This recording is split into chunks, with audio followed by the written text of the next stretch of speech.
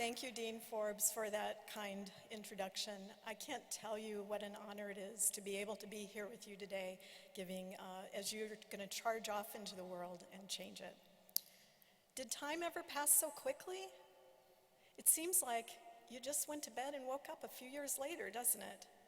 Each day was filled to the brim with learning and working and hanging out. Each day you grew a little bit, you changed a little bit. I've been thinking a lot about change lately because I finally got my first grandchild in January. And it's not that kind of change. In 4 short months, he has turned into a really different person. But he probably doesn't feel any different. It's hard to see how you change while you're changing. The same is true for you. In many ways, you're a different person today than you were on the first day of college. As you navigated the higher bar and the new responsibilities moment by moment, you adapted, you embraced the challenges, you changed over your years in college. But like my grandson Jimmy, you're different in many ways, but you're still you, but it knew and improved you. And now you're earning at least 1 degree from one of the best universities in the world. We're here to celebrate you. So I'd like to take a moment, and under your chairs there is an index card and a pencil.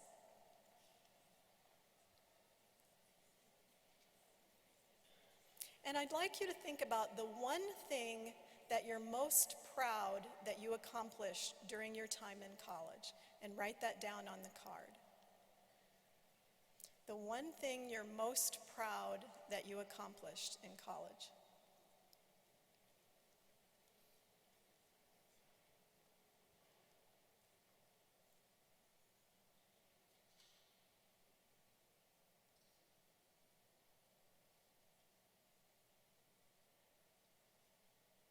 And when you're finished, if you look up at me, I'll know when people are done.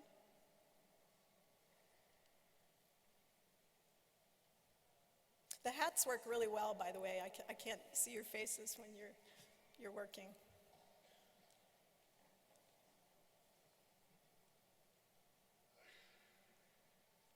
Okay, now I want you to keep the card handy because we're going to come back to it in a few minutes. I'm sure that you realize as you've changed, the world has changed around you over these years. In fact, today is the slowest rate of change you will see in your lifetime. And unlike many of the changes that past generations have faced, the changes that are happening now are changing every aspect of human life. They're changing the nature of work and jobs and careers. They're changing the nature of healthcare. They're changing the nature of learning. They're changing the nature of human capabilities themselves. When most of you were in middle school, cell phones just took pictures. But then Apple invented the iPhone, a handheld computer with a camera. And in just the time today, cell phones actually can talk to you and they can tell you what they see. So that enables a blind person to go grocery shopping for the first time just by using their cell phone.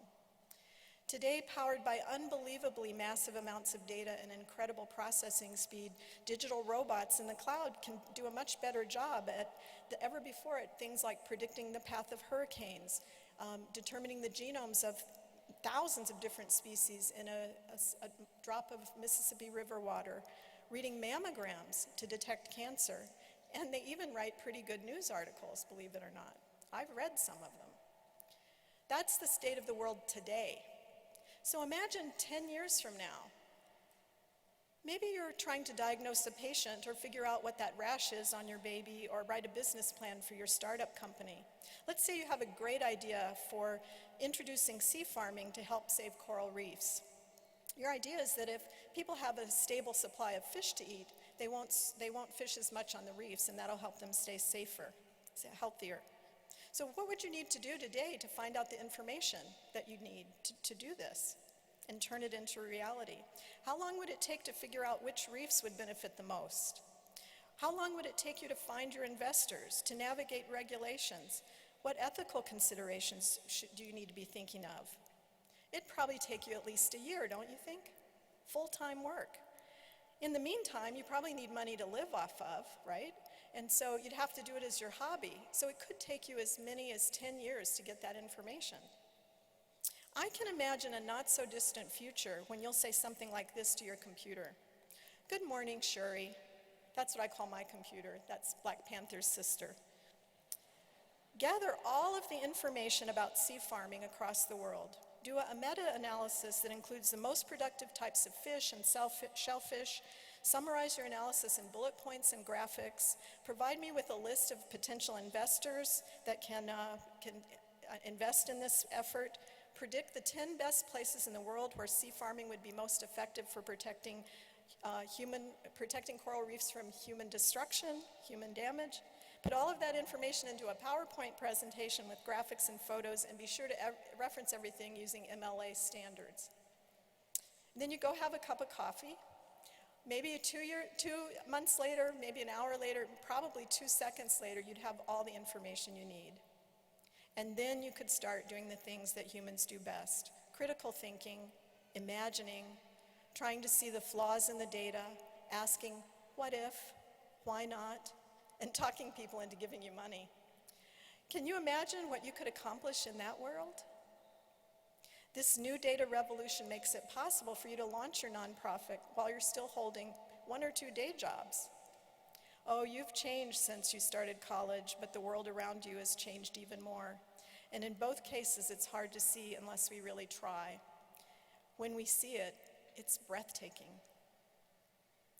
I have 2 take-home messages to send you on your way today as you change the world, in which change is more rapid than it's ever been before, and the pace of change is only going to escalate from here on out. I believe these are the 2 lessons, the 2 messages that carry the key for enabling you to thrive in this changing world.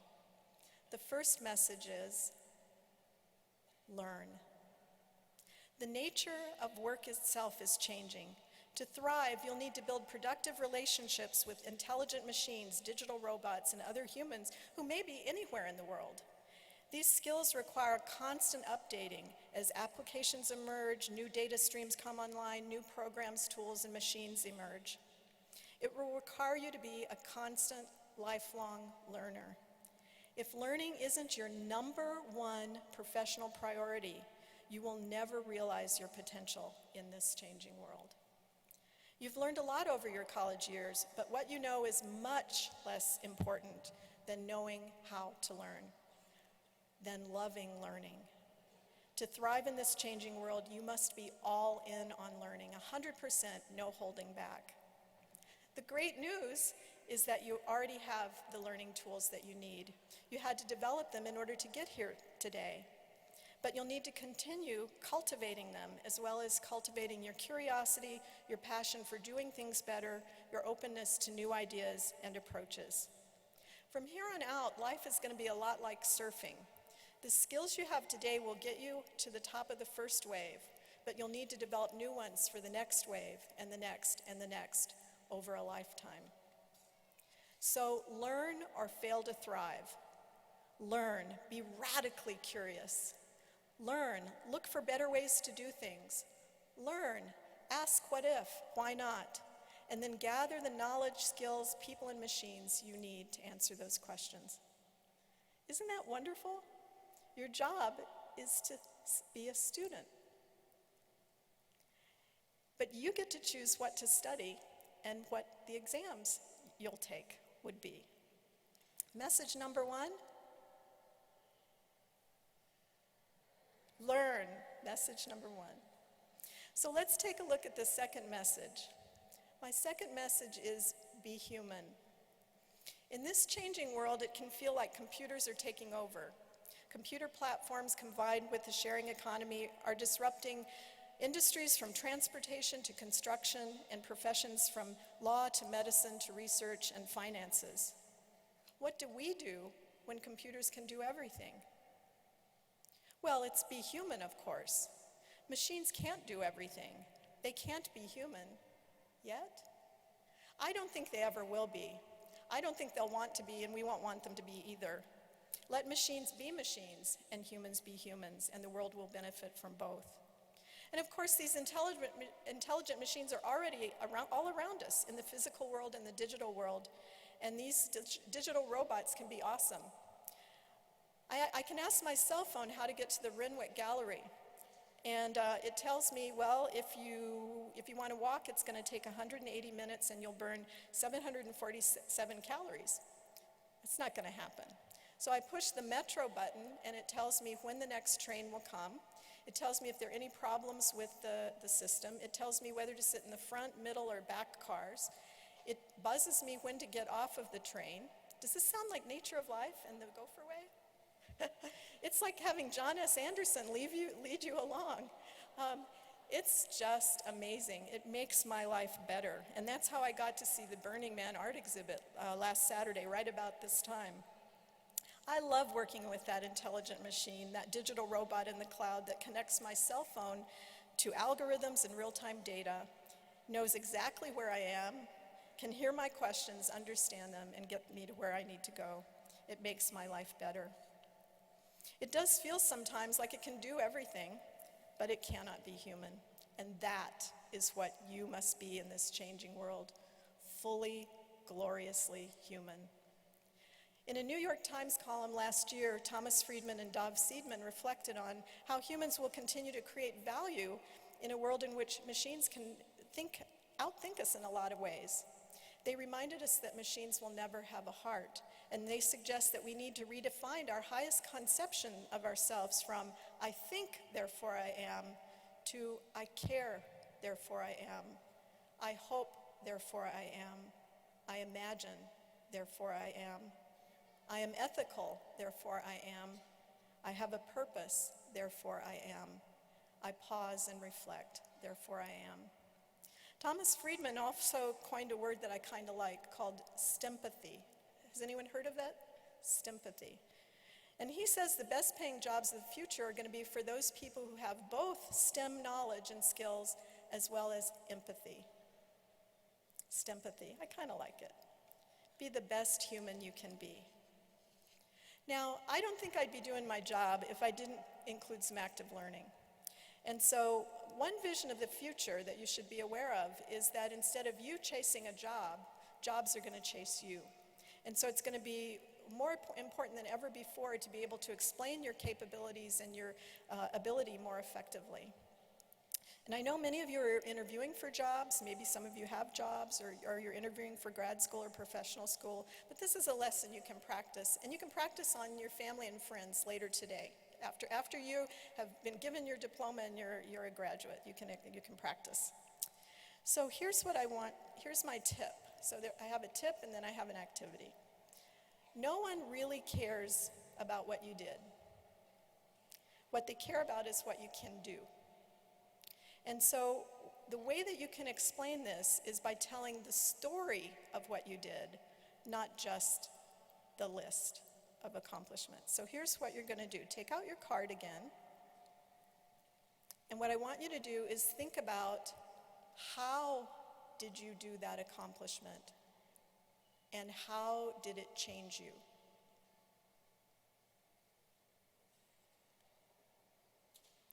How did you do it? And what did you learn about yourself from it?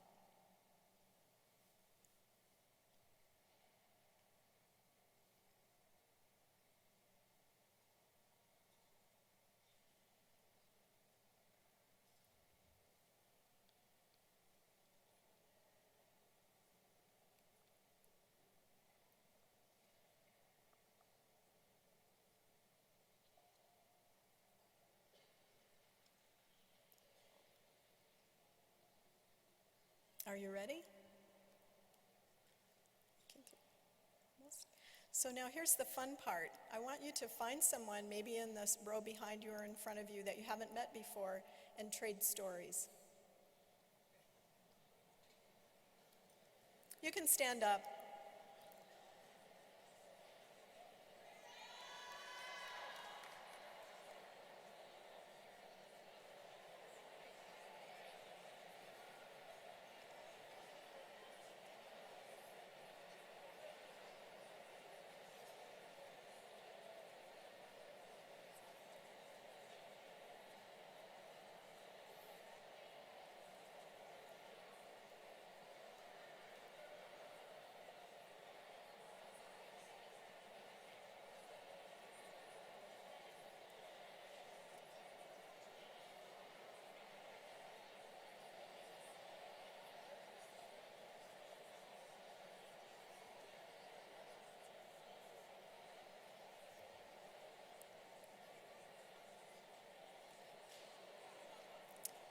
job.